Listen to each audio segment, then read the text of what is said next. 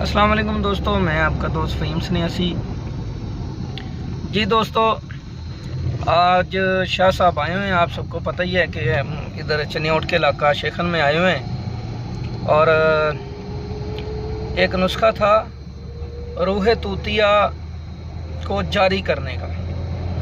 तो शाह साहब ने कहा, तो मैंने कहा चलें ठीक है, चैनल पे देते हैं, ये भी इत्तिबा कराम की नज़र कर देते हैं, ताकि जो दोस्त रूह तूतिया बना के काम लेते हैं तो रूह तूतिया से रिज़ल्ट नहीं आता, तो इंशाल्लाह उससे रिज़ल्ट आएगा।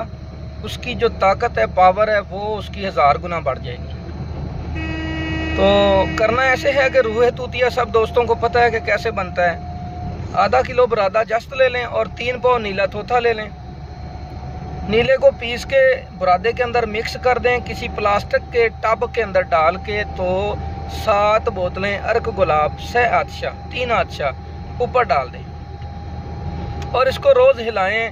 कम से कम 7 दिन बाद मुकत्तर ले लें और इस मुकत्तर को खुश्क करें। जब ये खुश्क हो के पाउडर बन जाए, रूह तूतिया बन जाए, तो इसको फिर ना सादे पानी में हल कर दें। हल करके फिर मुकत्तर लें, फिर खुश्क करें। तीसरी बार फिर पानी में हल करके इसका मुकत्तर लें।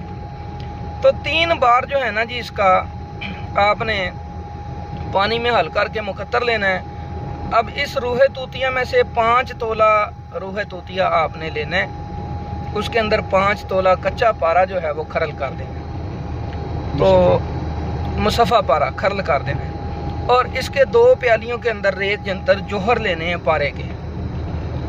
ये 7 से 11 अमलों में 3-3 घंटे का अमल करना है। 2 चौबी आग रखनी है और 7 से 11 अमलों में पारा तय नशीन हो जाएगा।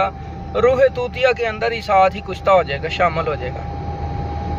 अब आप देखेंगे कि हाथ के ऊपर थोड़ा सा ये रूह तूतिया रख के हल्का सा पानी लगाएंगे तो ये हाथ को जलाएगा।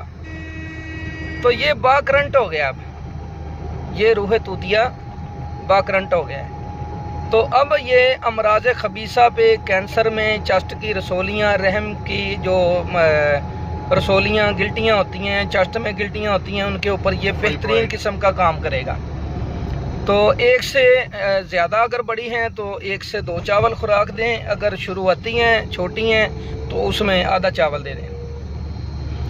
उसके अलावा सुजाख, बगंदर, फिंसी फोड़ा पे ये रूह तूतिया काम करता है, आप सबको पता है। और इंशाल्लाह पहले अगर 1 या 2 महीने में आराम आता है तो ये 1 या 2 हफ्ते में शफा हो जाएगी।